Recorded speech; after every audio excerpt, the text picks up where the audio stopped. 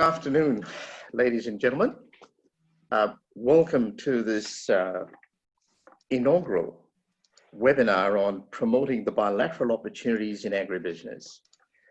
Before commencing with today's webinar, can I specially acknowledge our special speakers today, the Honourable David Littleproud, the Deputy Leader of the Nationals and Minister for Agriculture, Drought and Emergency Management, and Mr. Manish Gupta, the Consul General of India, and of course, all our distinguished panelists, and all their CVs and profile will appear on the screen before you and of course on your website. So before I commence the proceedings of today's webinar, I would like to acknowledge the traditional owners of the land we've gathered here on today in every part of our nation here in Australia. I pay my respects to elders past, present and emerging, for they hold the memories, the traditions, the culture and hopes of Aboriginal and Torres Strait Islander peoples across our nation here in Australia. So just to kick off today's proceedings, it's been very encouraging with the response today. We've had over 212 registrations, and we were looking at a target figure of 150. So it's good to see the interest in this event today.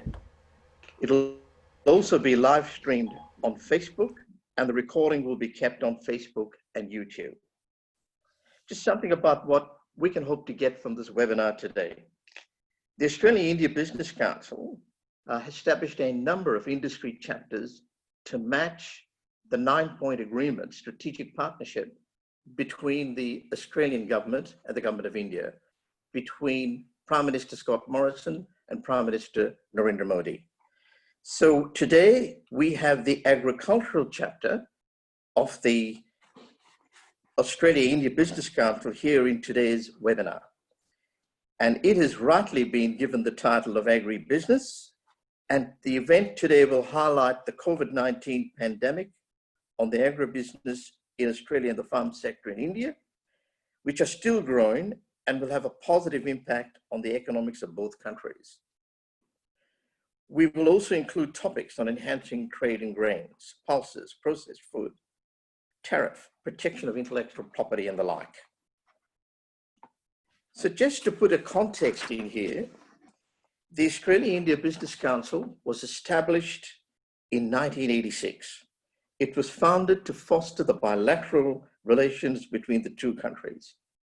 AIBC is the only premier non-profit organization with a mission to promote trade dialogue between India and Australia through nurturing and maintaining close relationships in both Australia and India with federal and state government and local government agencies, the diplomatic corps, corporations, and industry bodies.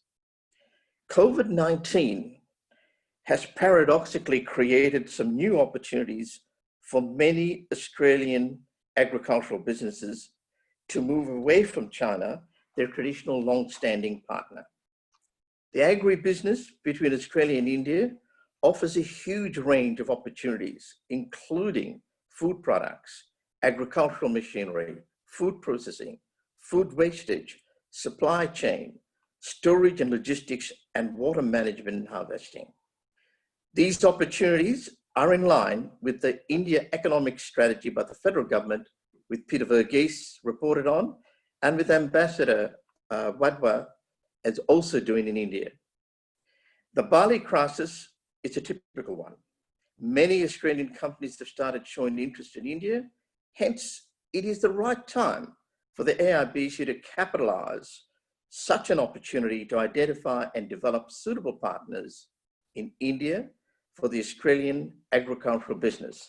So without further ado, I would like to introduce my colleague, Conley Vicianis, who is the chair of our Agribusiness chapter, and he will take you through an overview of Australia and India in agriculture, water, and the environment. Over to you, Con.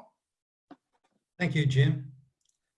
Just like you, I'd like to pay my respects to the traditional custodians of our country, to them and to their cultures, and to elders past, present and emerging. Welcome to all of our speakers today, with a special mention for our keynote speakers, the Honourable David Littleproud, MP, Minister for Agriculture, Drought and Emergency Management, who will be launching the Agribusiness chapter today of the Australia-India Business Council, and Mr. Manish Gupta, Consul General of India in Sydney. Let me start by saying India is too big to ignore. In support of this opening statement, here are some statistics. By 2035, India is projected to be the third largest economy in the world. Demand will be driven by irreversible demographic change. The India population is expected to grow from 1.3 billion to 1.6 billion by 2035, a staggering increase of 300 million people. The Indian population in Australia is nearing 700,000. By 2025, 1/5 of the world's working age population will be Indian. By 2030, 51% of Indian households will be middle income or higher, up from 24% in 2018, contributing to a quadrupling of consumer spending by 2030. The value of agri-food consumption in India is predicted to double between 2019 and 2050. Economic growth for India before COVID-19 was expected to be above 6% annually to 2035. Thus, agribusiness between Australia and India offers a huge range of opportunities, including food products, agricultural machinery, food processing, food wastage, supply chain, storage and logistics, and water management and harvesting. These identified opportunities are in line with the India economic strategy, which Jim has mentioned, by the Australian federal government in the Peter Varghese report. COVID-19 has created some new opportunities for many Australian agricultural businesses to move away from China, their traditional long-standing partner. The barley and cotton crises are typical examples. Many Australian companies have started showing interest in India. Hence, it is the right time for AIBC to capitalise on such opportunities to identify and develop suitable partners in India for Australian agricultural businesses. We look forward to forming long-term relationships with organisations such as IPGA and the Australian Grain Industry Associations that we'll present today. These we wish to push forward in the form of MOUs. Invest India recently organised a food processing webinar which clearly identified specific opportunities for Australian companies in various states of India and the facilitation process for the commercial partnerships. Cooperation and collaboration between our two nations will allow businesses on both sides to take advantage of the impending opportunities. This is a true B2B landscape. Whilst these opportunities exist, significant challenges remain in the form of tariffs and biosecurity, which will be highlighted in our webinar by some of our eminent speakers. We should not forget the opportunity to make in India. It is an opportunity for Australian businesses that are clean and green, with knowledge and skills, to take their IP to India to find their long-term joint venture partner and establish a central business that can distribute not only in India, but to that region of the world. Again, IP protection will be covered in this webinar by one of our distinguished speakers. Just like Australia, the Indian water crisis is becoming a problem for government. The farming and harvesting of water will be covered in our separate special webinar in October 2020. The time to meet engagement is now, particularly with the Australian government's implementation of the India economic strategy. Australia has a competitive advantage and it shows in its clean and green status, knowledge, skills and infrastructure, counter seasonality and proximity to India. So take advantage of it and trust in its willingness to form a permanent long-term relationship. The AIBC Agribusiness chapter is determined to forge relationships as true B2B bilateral trade so that a farmer in Australia, through a chain of collaboration and cooperation, has their product appreciated and sought after by the Indian counterparts. However, both Australia and India need to provide education on production methods to producers to meet importing country requirements. We will approach both governments to provide grants to support these initiatives. Also, focus groups will be formed to support these initiatives, and we seek sponsors to provide these services. Those who play with a straight bat will succeed in forming long-term relationships. It will take time, so please be patient. I'll end by repeating, India is too big to ignore. Thank you.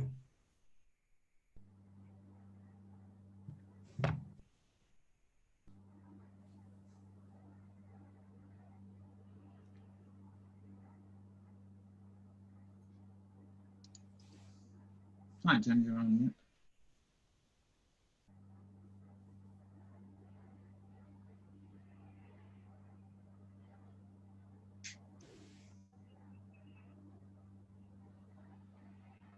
Sorry, Jim, we're not hearing you. Technology always interferes here. So let's start again. It is my great pleasure to introduce the Honourable David Littleproud, the Minister for Agriculture, Drought and Emergency Management and Deputy Leader of the National Party. He has an outstanding record in ministerial appointments and committee service, but above all, he is an outstanding minister in the Morrison government. We're very encouraged, Minister David, that you've found the time to give us the keynote address. Your record, your commitment to outcomes is exemplary. So I hand over to Minister David Littleproud to deliver the keynote address. Thank you.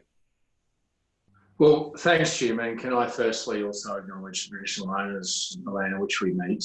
Can I acknowledge you, Jim and Con, for your leadership, and particularly to Manish Gupta, the Consul General of India, an important role that you play in strengthening the ties between Australia and India. This is an important day and an important step.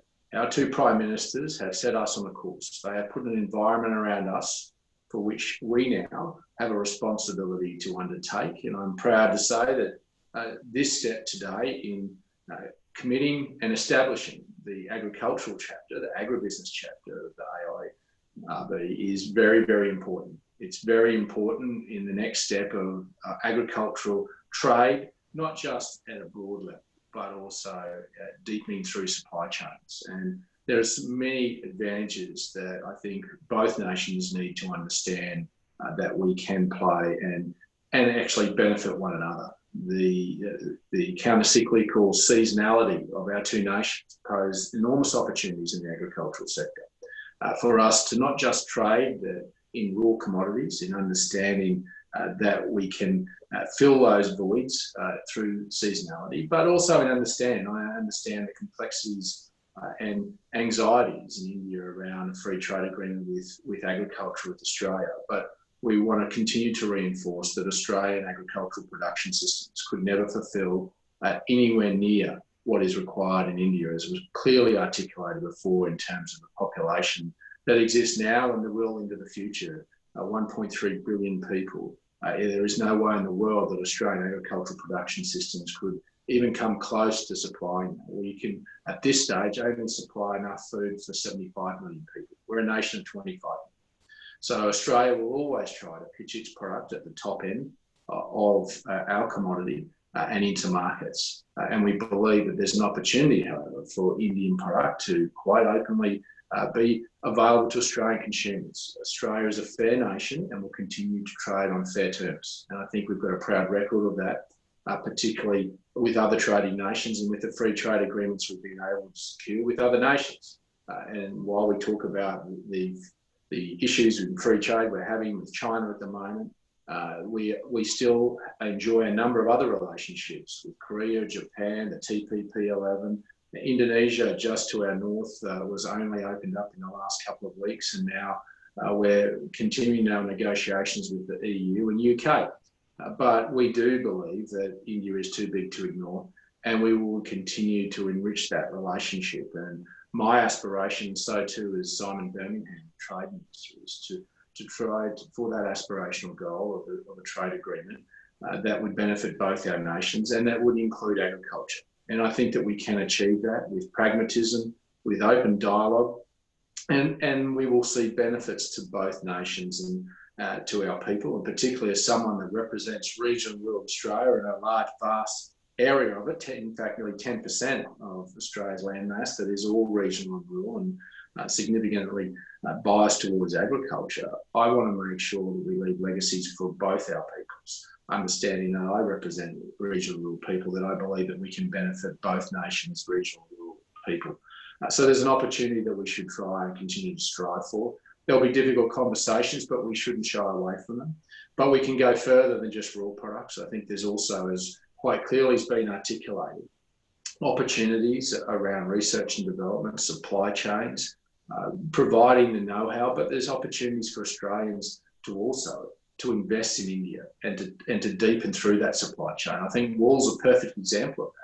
There's significant opportunities. Australia is one of the largest wool producers in the world, and there's significant opportunities for us to partner in India in the processing of that fibre deeper through supply chains, as well as has been articulated with barley. There's a significant emerging market around malting barley for beer, and obviously we've had challenges recently, but because of the dialogue that we've created, we've now had the opportunity to work closer with Indian officials and made many of the restrictions that were there previously to look at them in a more pragmatic light, to allow Australian barley to enter India. And that opens up enormous opportunities for Australian farmers, but also for Indian businesses. And this is where the real opportunity exists. Also say, having visited India twice and enjoyed it immensely, can I say that the research and development piece in agriculture, across agricultural commodities, also pose an opportunity for both our nations to enrich our relationship. Australia has a proud relationship with India on this, but I think it could go deeper. Our research and development, we're ranked number 20 in the world, but we have the same number of researchers as the United States and Netherlands. And I set our industry a task to be number one by 2030 by collaborating and coordinating and commercialising the best minds in the world, but also stretching out into new nations and taking partnerships with key strategic partners like India in being able to commercialise our research. The D of our R&D is what's been missing, and that's the opportunity I think that we could partner with nations like India in taking that further and commercialising that and having that adopted not only here in Australia but also in India, adapting and adopting the research and the technology that we're bringing forward from our work here in Australia. There's also, as a former water minister, I can assure you that is one of the most vexed issues here in Australia, but one that we've undertaken, one of the largest reforms in the world. The largest environmental program in our nation's history has taken place here and is 80% of the way through the Murray-Darling Basin Plan. While there's been much conjecture about it, the last piece, the last 20% of the Murray-Darling Basin Plan can be achieved with infrastructure, not with buybacks, using the smarts of the 21st century, the technology that's there, that we can actually embrace to recover water, to give environmental outcomes, but to continue to protect agriculture and our agricultural production systems and regional communities. There's much that can be learned and shared with our Indian counterparts, and we've already started that through an MOU that has commenced and had benefits, but there are greater benefits to be had, particularly as I've got around India and seen the vast opportunities in agriculture that can come from irrigation and from doing that in an environmentally responsible way. And I think Australia's led the world on that, and we have much to share and much to enjoy, and I think between our two nations. So while I think there's been some frustrations in the past, I think the leadership that our two Prime Ministers have shown in putting together a comprehensive strategic partnership that will include agribusiness, not just from the farm gate, but right through the chain, is an important one. But it's an important responsibility that we both must hold now. And I think the leadership that the AIBC is showing here today, having an agribusiness chapter and giving me the honour to launch it is something that we now must move forward with and move forward with much pace. There is the opportunity that exists post-COVID, a window of opportunity that I think both nations should grasp. Because if we grasp this window of opportunity that has presented itself through tragic circumstances, I think there could be something good that has come out of one of the worst pandemics in our nation's history, in our world's history. So I just implore you all to put the shoulder to the wheel and have the comfort and knowledge that the Australian government gives a strong and very loud commitment to our friends in India, that our partnership has been long lasting, but there is more to do, more that can be done, and more that we intend to do to advance not only agriculture, but advance our two great nations. So thank you for having me. It's been a great honour. And please never lose faith. There will be great days ahead for our two nations so long as we continue to hold the course. Thanks for having me. Thank you, Minister, for a very inspiring and comprehensive address, and for launching our agribusiness chapter. It's rare to have a minister that's also been to India, also has a comprehensive knowledge of agriculture and water management. So and also a track record of delivering outcomes for the Morrison government.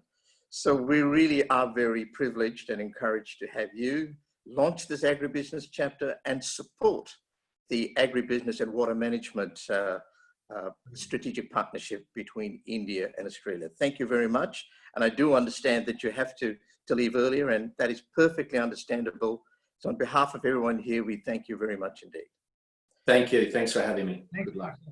I'd like now to introduce our next guest speaker, and that, of course, is Mr. Manish Gupta, the Consul General of India, who's based in Sydney. And of course, as you can see from the screen, he has had a distinguished career in the foreign service, diplomatic service, with a lot of experience with multilateral issues. And he's also been a great collaborator with the Australia-India Business Council and a number of our different events. So I'll hand over to you, Manish, to deliver your address. Thank you. Thank you very much, Jim. And many thanks to AIBC, for organizing today the Agribusiness chapter. I'm really happy that we are inaugurating this very important chapter, If you ask me honestly, perhaps this is the most important chapter also, because this is the one which touches the lives of so many people. Those who are India watchers, they fully understand this. And I'm really thankful to Honorable Minister David Littleproud, who joined us today for the launch of this chapter.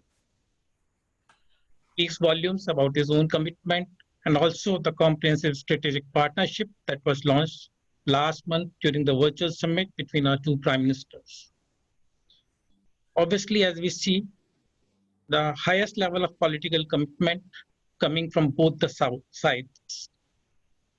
Today, Honorable Minister's address was quite inspiring. And in fact, it shows the way, the way to move ahead.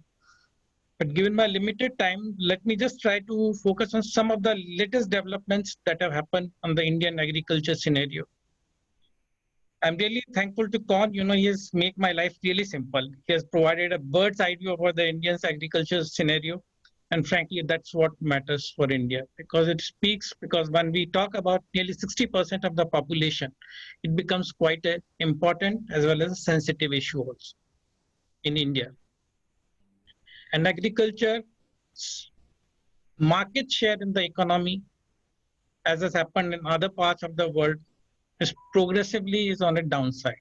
Now, Indian economy, the agriculture contributes somewhere around 16% of the Indian GDP. But we have nearly 60% of the people is dependent on this particular sector. In terms of status, because India is a huge country, so certainly, the numbers, data we crunch, they look pretty impressive. We have almost, in food grain, we produce now nearly close to 300 metric tons. But what is more important is also to realize, there's a lot of scope for further investments in the agriculture. And that's where I feel role of Australia really becomes extremely important. Australia also is a big agricultural exporter, but we have a lot of complementary trees also. In the Indian market, because of its vast size, we continue to offer a lot of opportunities. But the recent focus of the government is more in terms of introducing value addition to the agriculture sector. Of course, our agriculture output is growing and is more than sufficient to cater to India's own domestic requirements. But the biggest challenge in India's agriculture is, to provide more value addition to the agriculture sector as well as to the farmers. And this is one of the key priorities of the government. And here, 2-3 things, that we have done in the recent past becomes really very handy. First, the government launched the goods and services tax. This really helps in India in throwing up a national agricultural market. This is really important for us. I will link it up because it really helps when the Indian farmers now first time will have the ability to sell their product anywhere in the country.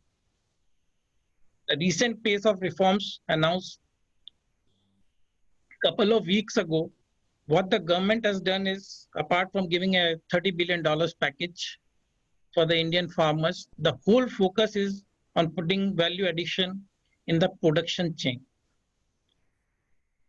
Setting up the post-harvesting infrastructure, cold storages, scientific management of the agriculture, e-trading of the agriculture produce.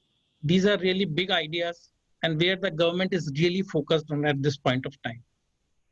And the single biggest reform that the government has recently now is done is the decision to amend the India's Essential Commodities Act also. The amendment of the act, what it will basically entail to the cereals, edible oils, pulses, oil seeds, they will be out of the purview of the act and the farmers will be able to sell the product to the best person he finds or the best company he finds anywhere in the country. And certainly that gives a lot more value addition and elimination of the middlemen also, which is the big problem in the agriculture. There are several layers of middle persons who are involved in the process. So we'll be able to introduce the e-trading of the agricultural produce. And that's what I referred to earlier when we talked about the national agricultural market. So it opens a vast degree of opportunities because now the 100% foreign investment is permissible when it comes to e-commerce in the agribusiness. This is a big ticket reform which has come up and that will really help the foreign investors also.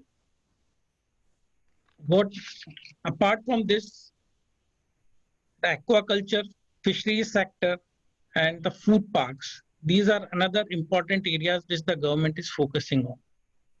We produce some of the largest food outputs anywhere in the world, but it is also a fact when it comes to the wastage of the food products, probably India will rank among the highest countries.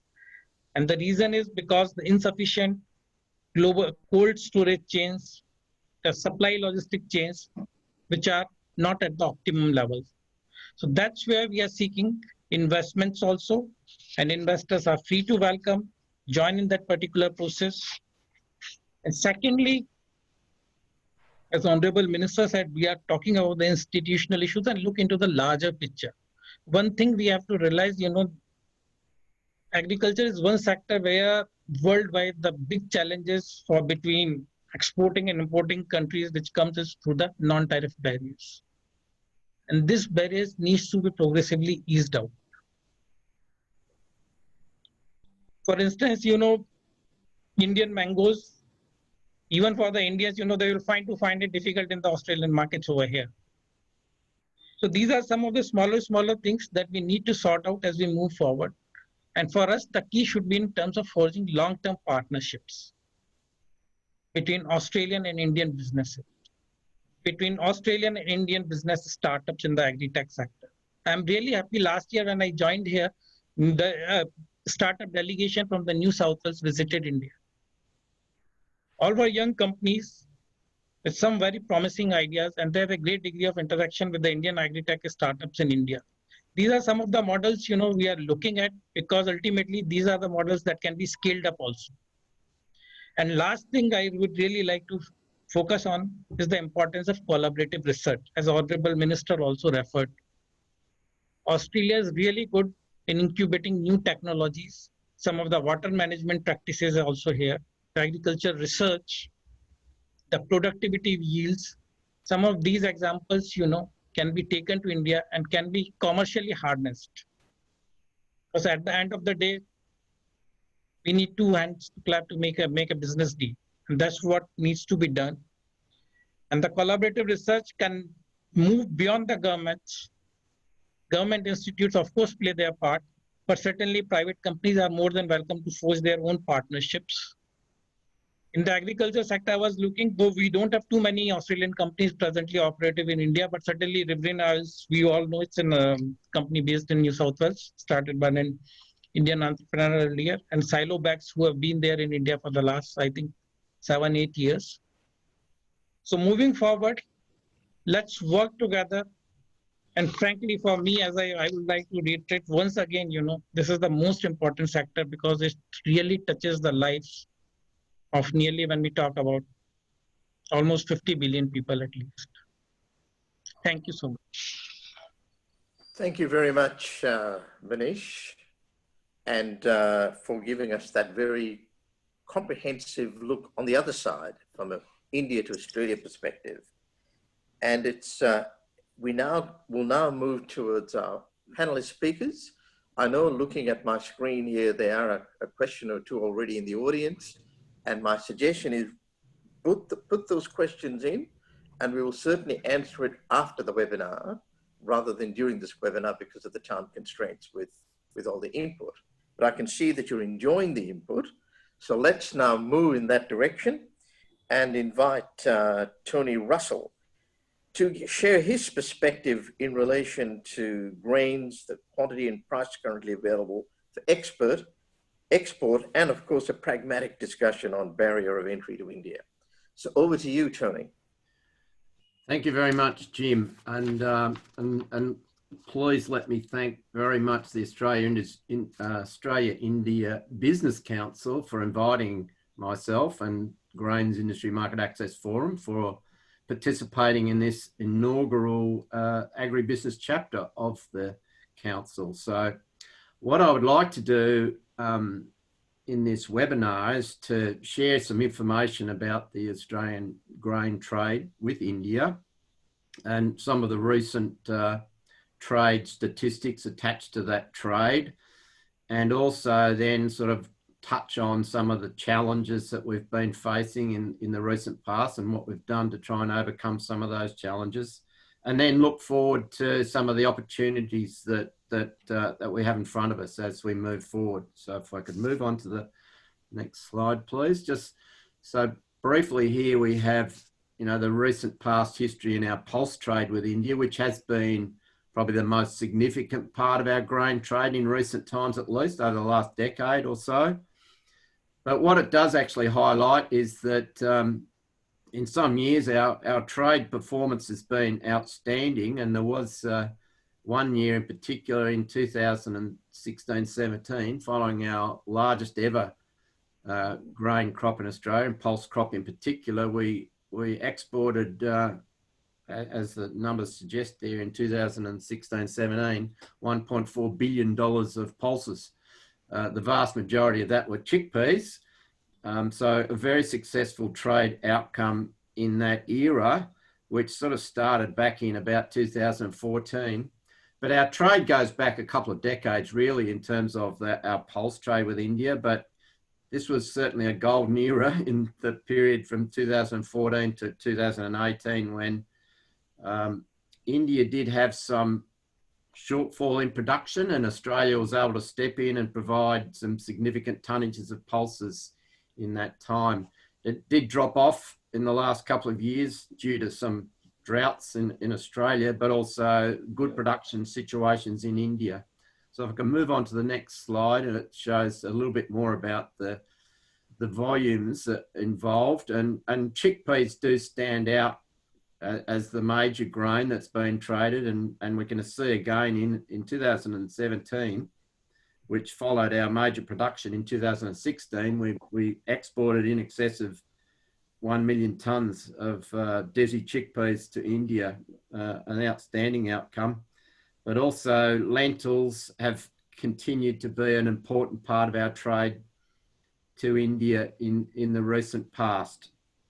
So if I could move just briefly to cereals, and we can see, and I've have a graph here going back for 15 years that, you know, in occasionally we do sell a lot of wheat to India as well, and clearly there was an opportunity and a requirement for India to import significant volumes in 2017, and we exported 1.8 million tonnes in that particular year.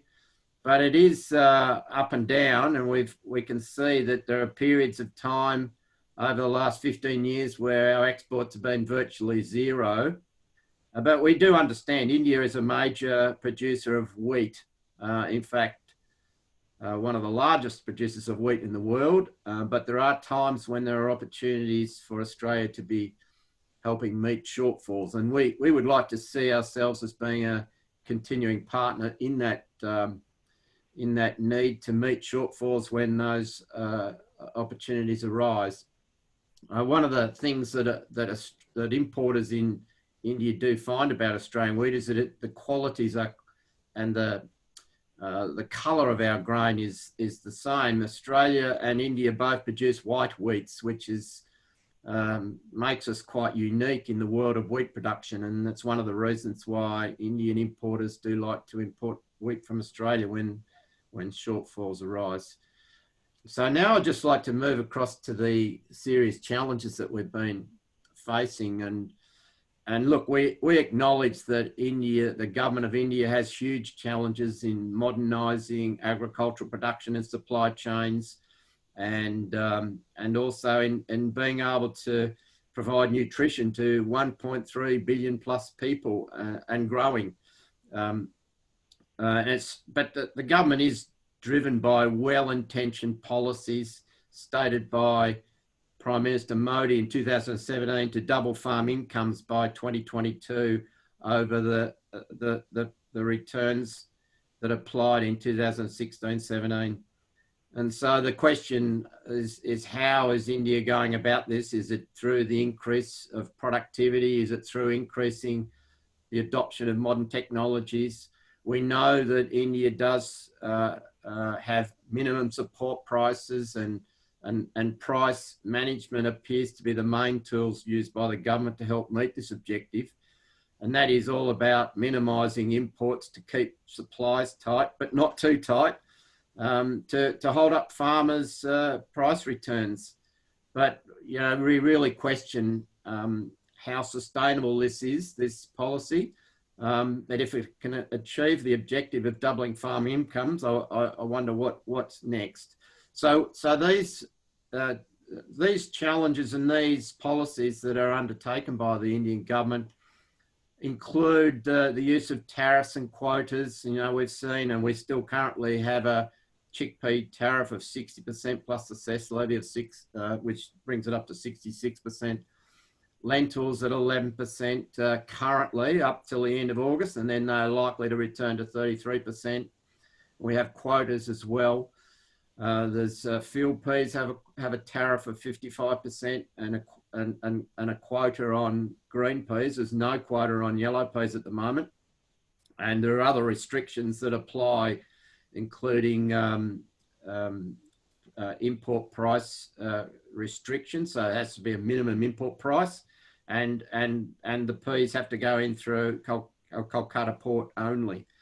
And then we have a quota on mung beans. So tariffs and quotas have been a continuing issue, and we would certainly like to see more transparency about when and where tariffs are going to be applied and quotas applied, because it doesn't provide much certainty and ability for Australian grain growers to plan ahead. And then we have issues around quarantine, which we fortunately have had very positive progress in being able to discuss with the plant quarantine in India. India last November brought out an enhanced weed seed quarantine list, which included a couple of weed seeds that were going to pretty much stop all trade of grain, probably from most countries in the world, to be honest, given the prevalence of the weed seeds. But that we've had some encouraging discussions, which our subsequent speakers may talk to. Peter Creaser from the Department of Agriculture may make mention of the progress that's been made on that discussion. And we continue to have a challenge in meeting the nil ergot quarantine requirement.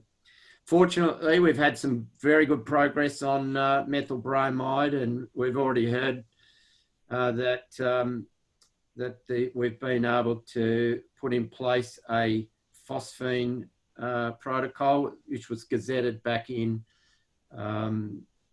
April this year to allow Australian malting barley to enter the Indian market through that means of fumigation. Next slide, please. We'll just quickly cover off on some of the opportunities, and through our governments, through the dialogue that's already been referenced, the PM dialogue in June, which confirmed that our countries will be developing a comprehensive strategic partnership. We're very encouraged that that also provides an opportunity to form a grains partnership where we can potentially develop some of these bilateral relationships and trade opportunities.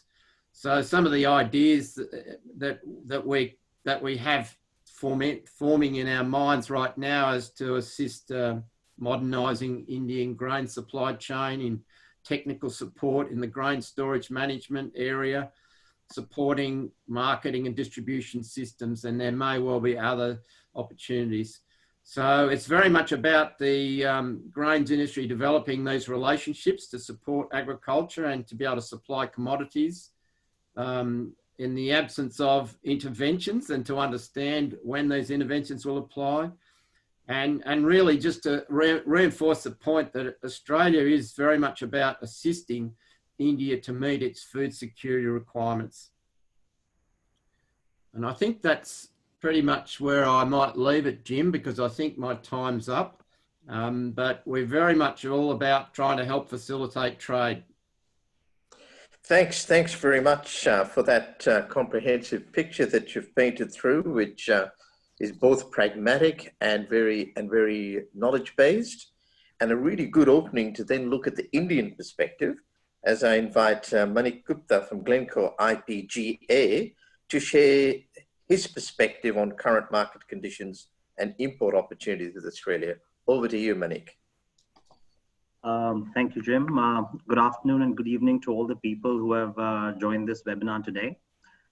Thank you for AIBC to provide this forum to talk about the current ags landscape in India and discuss some of the opportunities on the trade side.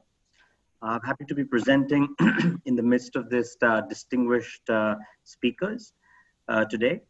The Consular General, Mr. Manish Gupta, and Mr. Tony Russell have already spoken about some of the business opportunities and some of the market access issues in India now. I see there's going to be quite a bit of an overlap between my presentation and that of Mr. Russell, so I'll try to move past those issues, those common points, and try and make some time for this webinar today. Mr. Manish Gupta already talked about the Big Bang ordinances which have been issued recently, which deregulate the Indian agri sector. And I think there's a lot of optimism about what that might mean for collaboration between India and some of the other countries that have probably more advanced agriculture systems, and Australia obviously being one of them. I'll quickly move to the slide on the presentation. Next slide, please. Apart from just the trade, as one of the panelists earlier said, India has a very large expat population in Australia. Almost 700,000 people, non-resident Indians living in Australia, the third largest expat population in Australia. On the trade side as well, Australia is a very large trading partner with India, both on the agri as well as on the non-agri side. Previous slide, please, again. So if you see some of the numbers on the slide, in the year 2016-17, 16-17, the total agri-import, India imported roughly $11 billion worth of merchandise from Australia. And of that, roughly 14% was agri. Non-agri still continues to be the major merchandise that India and Australia trade with each other. Next slide, please. This has already been talked about, but I will just, briefly talk about this as well. This is the share of Indian import from Australia for various products. The top one being cotton. If you see in 2016-17, India imported roughly 26% of its total requirements from Australia, and 2017-18 was about 18%. Now, Australian cotton is definitely more expensive, contamination-free, and has a lot of value for Indian spinners, cotton which is not available domestically in the country and commands a premium over several growths that India imports. In terms of oats, Australia is one of the largest buyers of oats to India, even though trade is still small, but growing in Australia definitely has pole position in that. Barley, a little bit has been talked about already, and I see we have another speaker who will talk specifically about barley. India produces about 1.8 million tons of barley per year, but the import deficit is between 100 to 200,000 tons. The origins of barley in India have mostly been Argentina and France, and Australian barley so far has not been imported into India in any volume in the last 5 years. Next slide, please. This slide talks about some of the things that Mr. Tony Russell talked about chickpeas. I mean, if you see the year 2016, 17, and 17, 18, 85% of total chickpeas that India imported was from Australia, and 87% in 17, 18. Ever since those big years, Australia also had big crops. The Indian import policies have changed, and the Indian crops have also grown, reducing the need for import. And since 2017-18, India obviously hasn't imported any significant volumes from anywhere in the world. And hence the volumes of Australian product has also come down. Same is the case with lentils. We imported 32% of our total requirements in 17-18. That number has come down to 14% in the year 19-20. This year, in the year 2021, there is still an import deficit of lentils. And at the moment, the Australian prices are almost at import parity to Indian prices. So we do see a little bit of business going through in the Indian marketplace at the moment. One of the other items that India imports regularly is pigeon peas. I just wanted to put it out there just in terms of opportunity for the future, whether the agricultural systems in Australia allow Australia to produce pigeon peas and eventually export those to India. India has had roughly a market of just about 500,000 tons over the last 5 years in pigeon peas. On some of the minor pulses, peas, this is obviously green peas plus yellow peas. India was a very, very significant importer back in 2015 to 2018, where we imported between 2 to 3 million tons of yellow peas. As the previous speaker mentioned, there are quantitative restrictions and minimum import price requirements of peas in India right now. And we're not expecting a large import campaign for peas going forward. Some of the other pulses that India imports is mung beans and black mapte, called urad beans in India, between 500 to 700,000 tons. And the share of Australia is quite small in those at the moment. We do import a small amount of faba beans, and Australia has been a significant supplier of those in the recent past. Next slide, please. This has already been touched upon by our previous speaker. In 2017, the government of India wanted farm incomes to be doubled by 2022, and in light of that objective, import tariffs and quantitative restrictions were put in place. Some of the products that we've talked about, chickpeas, peas, wheat, all have some sort of restrictions except for cotton, which is completely free at the moment. You know, from a high of 66% of chickpeas to 0% is really the entire range. And because of that reason, a lot of the products from Australia are well above the domestic Indian price. So the next slide, can I get the next slide, please? So I think this is a very important and telling slide on the import opportunity from Australia over the next probably 6 to 12 month period. If you see domestic Indian prices today, which is on the right-hand side of the slide, Indian wheat today for a mill in the south of the country is about $307 per ton, while Australian wheat today, including the 44% import duty, is about $446 a ton.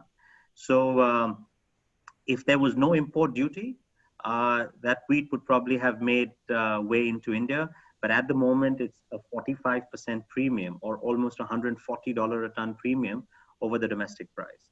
In case of barley, you know, the domestic Indian prices of barley are about $200. Import prices, even for an end consumer, is about $295. So there is almost a 50% premium over the domestic Indian price. Chickpeas is the same. You know, the import price right now is about $500 a ton.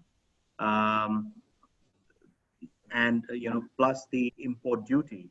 So that makes it a significant premium over the domestic price. I think there's a little bit of an error on the domestic prices. The domestic prices are higher than that. $325 is the import parity of prices. Lentils, as we talked about this year, again, India will need to import between 700,000 to probably 1 million tons of lentils. And Australian prices are similar to import prices, and that's why we are seeing a bit of trade happen on lentils. In case of cotton, Australian prices are still quoted at a significant premium to domestic Indian prices at the moment, and there is no import possibility. Even though Australian cotton, like I said earlier, does command a premium of probably, I would say, between $100 to $150 a ton over the over the Indian quality because of being contamination free and higher strength and higher grade. But the current premium of $425 will not allow for Australian cotton to find its way into India at the moment. Just moving on to the last slide. Next slide, please.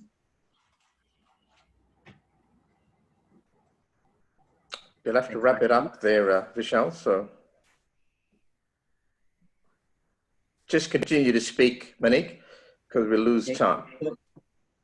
Okay, so you know, like I said, you know, pulses, pigeon pea is going to be a large exporter from Australia. You know, maybe a question more for the Australian farmers to tell us. Mung beans, black mate as well. Faba beans, you know, can India consume more faba beans than it currently does? In terms of grains, you know, in the foreseeable future, I think India will have a surplus of wheat over the next 12 to 18 months. And I don't expect Indian prices to go to import parity anytime soon, especially with the 44% duty.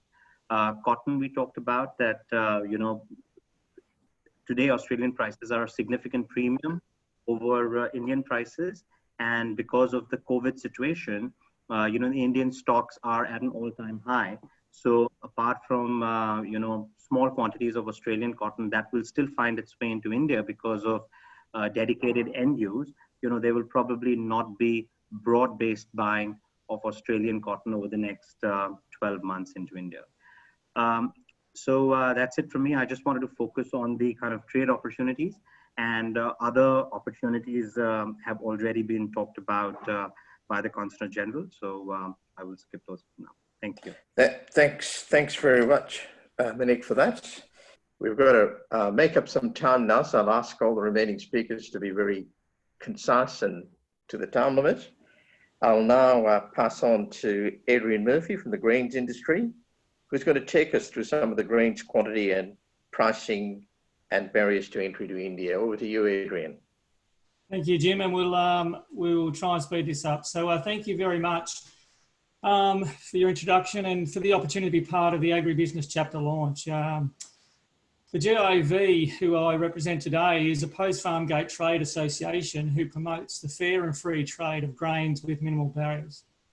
As an organisation, we're over 100 years old and initially existed to verify the quality of wheat exported to England.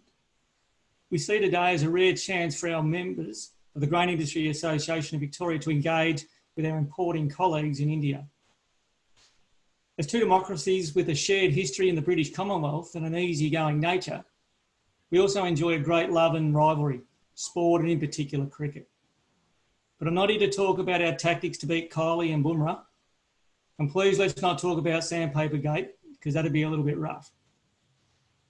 We believe this to be an ideal time for Australia-India Business Council to bring exporters and importers together. We've seen a significant change in power plays of global commerce and believe the key areas to mitigate these negative impacts is through market development and interaction with governments to promote free trade between our two great countries. And I think David and Manish touched on that when they talk about the R&D and how Australia have to be improved in that regard. And it also came up in Manish's speech. So research is critical. With Australia-India Business Council, we share the commercial interests of our stakeholders. Our existing trade is significant, and through our membership, of which many of you would be currently dealing, include exporters, packers and bulk storage providers. The majority of our lentil, chickpea and pea production in Victoria finds its way into the ISC, totalling some 250 to 300,000 tonne. We hope to continue our work with you on all grains and see great potential for more malt barley trade between our nations. And I think this year, having touched on barley, becomes a great opportunity for Australian barley to price into India. And I think that'll definitely be the case. And I think it'll be a lot lower than those prices that Vishal talked about. We as Australians know and back ourselves to be producers and suppliers through world's best practice of quality product fit for export throughout the world. As a country, we seek fair value and know there will be many in negotiation, but hope these webinars will help overcome some of the barriers that restrict our trade at present. It's not where you go in life, it's who you meet along the way. And I believe this forum provides this. Thanks, Jim. Thanks, Adrian. Thanks for that very concise presentation. Can I hand over now to Shanta Raman from the Law Offices of India, who will talk to us about IP protection standards and enforceability of contracts. Over to you, Shanta. Shanta? Okay, while we're waiting for Shanta, I might pass over to Peter Creaser. You're there, Shanta? Okay, if you please start your Thank you, Jim. talk.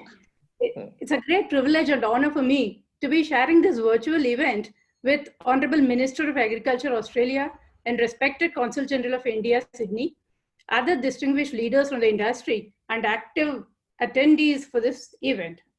So before I exactly go over to my topic, because the key speakers made a very specific mention about the R&D and the technical know-how which can be shared and in which Australia is rich and India is looking ahead, looking forward to collaborate, that too for a long-term relationship. In this context, immediately what crosses the mind of any person is the protection which is necessary for the Australian corporates and the companies who have put in a lot of efforts and resources and energy to create that intellectual property. And when they want to collaborate with the Indian partners, what kind of a protection is given under the Indian statutes? Me being a lawyer practicing in India, I would like to completely only cover on the aspect of the one small portion of the intellectual property rights. Since because the time is also limited, I do not want to exceed my time, which has been granted to me. So I only would like to cover two aspects of the intellectual property rights. One, I would like to see, as per the WTO ones, this is because India is also one of the member countries of WTO, and under the WTO contours, there was a TRIPS agreement which was being globally entered into between, and there are so many member countries to TRIPS agreement. And in the TRIPS agreement, they had said certain trade policies which has to be uniform to the developed countries and also to the developing countries, so that there is a bilateral ties which can be established, and there is also a confidence building measure, and there's a uniformity of the trade policies across globally. So in this context, there were two specific amendments, and the Indian government thought that there has to be an independent act, which prior to that there was no such act, because the Patent Act specifically excluded agricultural and horticultural products. It never considered, it was always considered even globally that it's a creation, it's a land, it's a creation of agriculture, it's a creation of God, and that nobody can own us, nobody can own that ownership. So that was the opinion even globally. But subsequently, after the TRIPS agreement, to comply with the TRIPS agreement's terms and to fall within the boundaries of the TRIPS agreement, India is enacted a specific act for the agricultural and plant varieties, which was Protection of Plant Varieties and Farmers' Rights Act 2001. So this act is a consolidated, complete, substantial act which completely deals with all the protection which can be given to the plant varieties for registration if any innovative novelty is there in any technology or in any of the plant varieties, that can be registered, and there is completely all the machinery, since because it is a complete act, it deals with the registration also with all the other functionaries and authorities involved in the same. So while dealing with that, if at all tomorrow, if any as Australian company want to register any product or process in India, or it is already registered in Australia, and or it is a product which is extant, that is, which is already there, or any new product, what is that Indian statute look at? What is that Indian statute require to give that registration? There are four things in that. That is, one is novelty, second is uniformity, third is distinctiveness, and fourth is stability. Once, if I am sure as an Australian company, if I am sure that my patent, my product is registered in Australia, and I want to get it extended to India, in India, as per Indian statute, the patent office would look at these four things as the main aspects for granting registration. Now, with one small judgment, which is a landmark judgment, which falls under Patent Act, I will explain this aspect also. There is that is also arising out of a TRIPS agreement. After the TRIPS agreement, the Indian government, Indian lawmakers brought in a specific section 3D in Patent Act. And what is 3D? It only talks about that there has to, if there is already a product, there has to be enhancement in the product to get it registered. And Novartis, being a company from international company, they wanted to register a specific anti-cancer drug, and which was rejected by the patent office. And it went up to Honorable Supreme Court. And Supreme Court, while laying down law on the section 3D, very specifically said, there cannot be any minor improvements in the product by which you can expect a patent to be granted under Indian laws. What is expected is enhanced efficiency, which has been very clearly provided in the section itself. The enhanced efficiency means a therapeutic specific efficiency. So which means primarily because Patent Act, patent is granted for 20 years. Thereafter it becomes off patent. Then it is public domain. It is open to the public domain. So because of which evergreening should not happen. The evergreening of the same product, same item, same medicine, same substance, that evergreening should not happen, that monopoly should not happen. And for the public, it has to be given at a rate, at the price, which is affordable, which is reasonable. So that was the context in which it was passed. This section was passed. And India was the first one to pass this section and to bring in this kind of an amendment, which was, of course, subsequently, even though it brought in a lot of uproar, and it is still being followed, but many countries felt that this is necessary, and that was brought in by many other countries. A similar provision was also passed. This is with regard to the new provision, what kind of a change it was brought in, and what kind of a law is being as on today, which is there, which India is looking at under two provisions, that is patent and also under the protection of plant varieties. Well, talking about the protection of plant varieties, if a plant variety is already registered in Australia, in that case, there can be a further extension which can also be taken, and the protection which is being granted from the date on which it was granted in Australia, it can get extended to in India also. Now I go over to the next topic, enforceability, with 2 lines. I think I'm running out of time. So yes, you are. Yeah.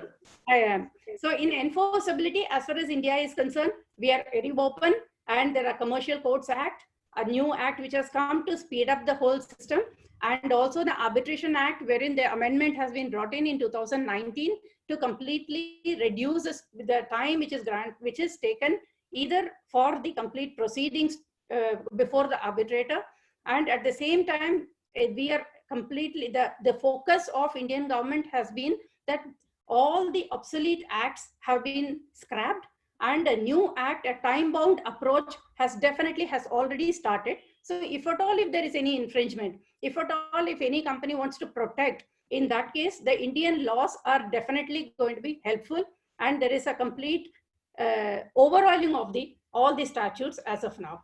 So with this, with a single line that we have already been associated with the other chapter, Make in India of AIBC. Now we are very happy to be associated with the agricultural chapter, and looking forward for doing great work with AIBC. Thank you very much for giving this opportunity. Thank you, Shantha Raman. That's a very good comprehensive address. Can I hand over now to Peter Creaser from the Department of Agriculture, who talked to us about biosecurity standards in Australia. Peter. Thanks very much, Jim. And I just wish I looked as young as I do in that photo right now.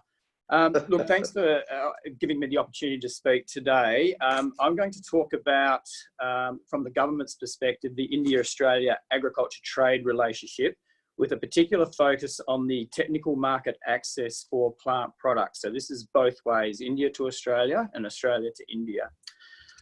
First of all, I want to just explain what my role is in this context. So I'm actually the co-chair of the Australia-India Plant Technical Working Group, and my counterpart co-chair from India is Mr. Atish Chandra. So we do meet regularly to progress each other's market access interests. The team that I work with here in the Commonwealth Department of Agriculture, Water and the Environment is the Biosecurity Plant Division. And my team has responsibility for both facilitating trade through technical market access. So this is particularly addressing the biosecurity issues, and as well ensuring that our biosecurity status in Australia is upheld. Many of you may well know that Australia does have an enviable biosecurity status within the world. And that status has really fared Australia very well in terms of getting market access to a lot of countries, and to be able to sell what we would consider to be, very high quality, clean and green product. In terms of the market access interests that both countries have, we've had some really good success in recent years in progressing each other's interests. So in the first instance for Australia, we've been able to win access to India for walnuts. And as well, most recently, as Tony mentioned in his talk, we've had some success in getting phosphine treatment for malting barley, which has been a wonderful breakthrough for us. Similarly for India, India's had success recently in getting table grape access to Australia, and as well most recently has won access of pomegranates to Australia, and I'm going to talk a little bit shortly about a case study on pomegranates. There are a lot of other interests that Australia has in getting market access, either new market access or improvements into India, and these include things like resolving the weed seeds barrier to trade, which again Tony mentioned previously, and this is really a critical point for us in terms of being able to maintain the trade of our quality product into India, And also we are looking at new access for avocados. As Tony also mentioned, we have an outstanding issue with India in terms of resolution around ergot. Now, with India, there's a number of new market access interests that they have. So apart from pomegranates, which, as I mentioned, we've only recently completed, we've also got a list of other commodities. So that includes okra, which we're about to start our market access work on, as well as potatoes, pineapples, bananas, onions, papaya, and peas. So quite an extensive list. I want to start talking now about pomegranates and using that as a case study to try and explain the process that we undertake when we do a risk assessment of these commodities. So thank you, Vish, for putting up the slide. Look, it's fair to say that Australia can be criticised by some of our trading partners for the length of time it can take us to finalise a new market access. As you can see on this slide, there's a number of steps that we undertake to do an assessment of a product from another country into Australia. I won't go through all of those steps, but I do want to highlight a couple of critical points in that process. Once we've made a formal announcement that we are going to do a risk analysis, so this is a biosecurity risk analysis of a plant product from another country, the next major step is the completion of a draft report. And that work can take up to 18 months to go through all of the scientific literature and the conversations with countries and experts to understand what the pest risk will be. And so some countries will have numerous pests that we'll have to consider. As I said, because of Australia's enviable biosecurity status, it's really important that we are able to maintain that. Stakeholder engagement is another really critical step in this process. And in doing so, we do engage very closely with industry to understand what their concerns are, as well as scientists and as well as other trading partners. I'm going to have to quickly move on as I'm seeing the clock ticking extremely fast. There are a lot of challenges that both India and Australia face in trying to deliver on market access, but I have to say that the relationship between our two countries has been exceptionally good. We are progressing things, we are moving things along, but we each have challenges that we're both trying to overcome. Whilst Australia may be slow in completing its import risk assessment work, once we've done that, we are actually very quick in being able to enable trade to begin. However, it does rely on our trading partner to provide us with the information we need to finalise those conditions. And that's an area where I think India could probably strengthen its capability in providing that information back as quickly as possible. An area where we find a challenge in Australia are the things that Tony's already mentioned, which includes the tariffs and the quotas, but also some of the conditions that India place on Australia and other countries, which we would say do not actually meet international standards. And the international standards are really critical, we believe, in trying to progress, mutual progress of market access. Jim, I can see that you're wanting me to wrap up. I'm picking up the body language. So I am going to close off very quickly now and say, look, moving ahead together, there is a real genuine partnership here. We can work together on capacity building and cooperation, and we have had some really great success working with India on those capacity building areas to help India improve its biosecurity capability, and by doing so, getting access to Australia, and also by helping Australia get access into India. I'll leave it at there. Thanks, Jim. Thanks, Peter. Thanks for your understanding. We are, in fact, out of time. So Samit Rao from Imperial Malt, can you do some short and sharp summary as we wrap up today's session? Samit, I'm sorry for that, but we must keep this on time. It's quite okay. Jim, thanks so much for the time that you're giving me anyhow. I'll be short and precise. First of all, I'd like to thank everybody on the panel for doing more than what I could have done as far as the figures are concerned, as far as the legality is concerned. I'll especially thank Mr. Manish Gupta and Mr. Manik Gupta for the figures that they have put across and the legality aspect put across by Mrs. Shanta there. I'll talk about our industry as far as the brewing industry, the malting industry in India is concerned. I don't know how many of you would be aware of it. If we talk of a few days back, let's say just about 5 years or maybe a decade back at max, India did not have a bifurcation between malting barley as well as feed barley. So the the major quantity that was available used to be just barley. It was only with the advent of some foreign brewers coming in, we came to know about the differences that are prevalent between malting barley and feed barley. And that is when we started to see some imports also coming in. The basic difference between the locally available barley is that we have 6-row barley available, while what you generally have as malting barley is 2-row. So that being the basic difference, there is a preference for 2-row barley.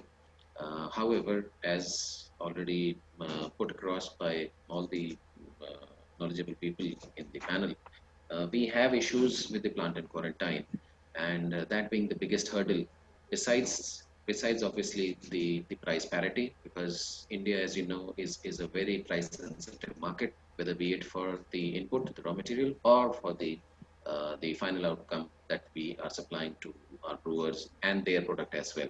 So having said that, there is a huge opportunity as far as barley, especially malting barley, is concerned, because of the innate abilities and the quality of malting barley. So I feel that we have a lot that we can do, both the countries together. Obviously, for India to receive barley, especially malting barley from Australia, given the facts that you have a lot of people working on the aspects of the plant in quarantine and the other aspects that can be taken care of, given all the inputs coming in from various angles. So what I would be putting in very short is that this market, the Indian market, is very nascent as far as malting is concerned, as far as brewing is concerned. Please consider it as a huge opportunity, and whatever comes across will be taken by both hands as far as the malting industry is concerned.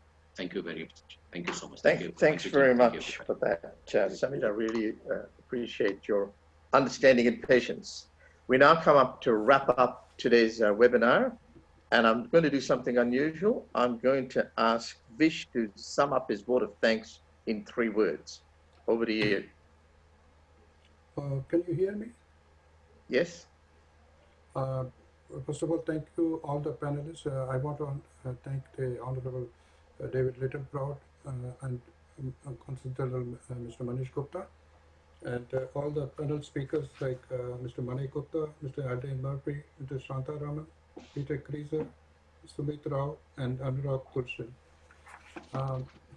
The 3 words which I would like to conclude this seminar is patience, preparation, and plunge.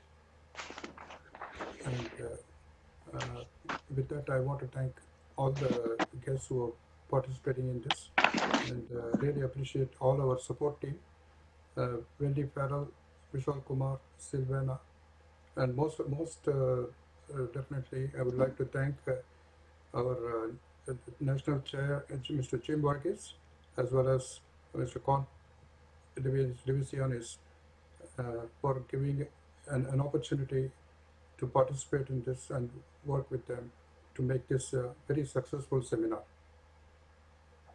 Thanks very much for that very, very, very concise summary and vote of thanks. And can I just finish off with 3 words that I'll take from Minister Littleproud, and they are pragmatism, open dialogue, and supply chain. Now, for those of you that have asked questions, we will answer them after the webinar. I can see on my chat line they asked 6 questions. We'll do that afterwards. And can I thank again everyone? And I formally close this webinar. Good evening. Thank you. Thank you very much.